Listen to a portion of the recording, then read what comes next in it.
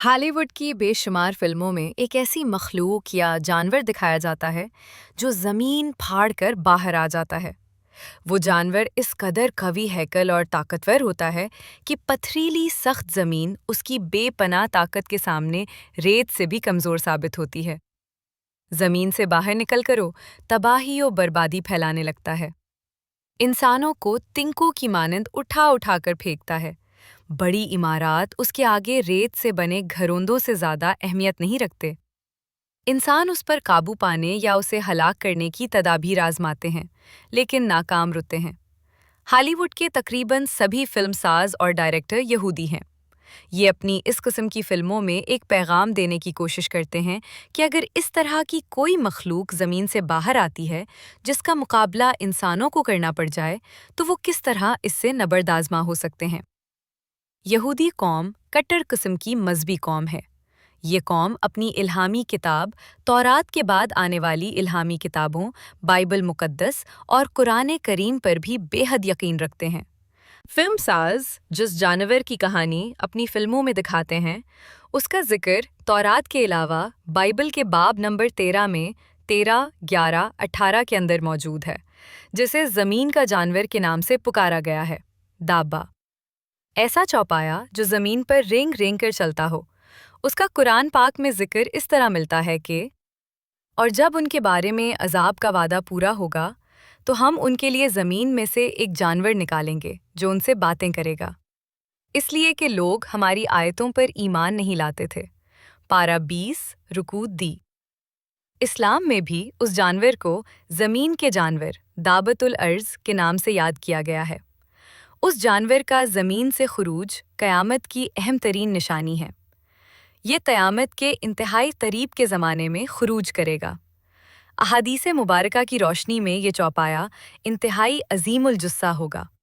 مفسرین میں سے بعض کا بیان ہے اس کا خول 60 گز ہوگا، انتہائی طاقتور ہوگا۔ بعض روایات کے مطابق اس کی جسامت اتنی بڑی ہوگی کہ حضرت ابن عباس فرماتے ہیں اس کے 4 پیر ہوں گے۔ وہ صفا کے کھڈ سے نکلے گا، بہت تیزی سے خروج کرے گا۔ اس کے خروج کی رفتار ایسی ہوگی جیسے کہ کوئی تیز رفتار گھوڑا ہو، لیکن 3 دن میں اس کے جسم کا تیسرا حصہ بھی نہ نکلا ہوگا۔ ابو ہریرہ رضی اللہ عنہ کا قول ہے اس کے جسم 30% بھی نہ نکلا ہوگا، پر سب رنگ ہوں گے۔ اس کے 2 سینگوں کے درمیان سوار کے لیے 1 فرسخ کی راہ ہوگی۔ اسی طرح حضرت علی رضی اللہ تعالیٰ عنہ کا فرمان ہے کہ اس کے بال ہوں گے، کھر ہوں گے، داڑھی ہوگی، دم نہ ہوگی۔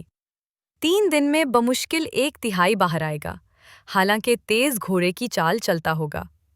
اس سے ثابت ہوتا ہے کہ یہ جانور اس قدر قوی ہیکل ہوگا کہ اللہ تعالیٰ نے آج تک جتنی مخلوقات پیدا کی ہیں ان میں سے کوئی بھی اس کی جسامت کے لحاظ سے آدھی بھی نہیں ہو سکتی۔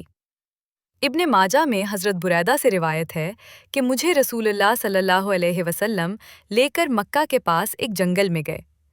میں نے دیکھا کہ ایک خشک زمین ہے جس کے ارد گرد ریت ہے۔ فرمانے لگے یہیں سے دابۃ الارض نکلے گا۔ اس انتہائی طاقتور اور خوفناک جانور کے خروج کا سبب کیا ہوگا؟ قرآن پاک میں جیسا کہ بتایا گیا ہے کہ وہ لوگوں سے کلام کرے گا کہ تم اللہ کی آیتوں پر ایمان نہیں لاتے تھے۔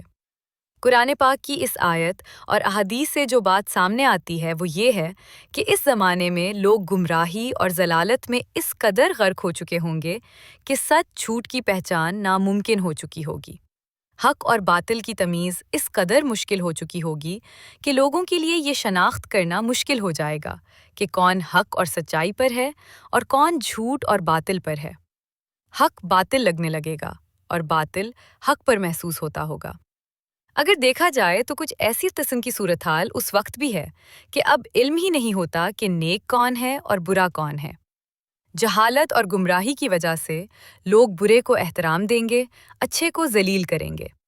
بت پرست، کافر، مشرک اور فاسق و فاجر راہ حق پر لگیں گے، جبکہ اہل ایمان کافر اور مشرک سمجھے جائیں گے۔ ایسے میں ایک روز اللہ تعالیٰ کے حکم سے صفا کے مقام پر مکہ میں ایک انتہائی طاقتور اور دیو قامت جانور زمین کا سینہ چیر کر برآمد ہوگا۔ اس کی چیخ و پکار، دھاڑ اور چنگاڑ بھی اس کی مانند بے حد دہشتناک ہوگی، جس کو سن کر لوگوں کے کلیجے منہ کو آنے لگیں گے۔ وہ انتہائی تیز رفتاری سے پوری دنیا کا چکر لگائے گا۔ وہ بالکل انسانوں کے انداز میں گفتگو کرے گا۔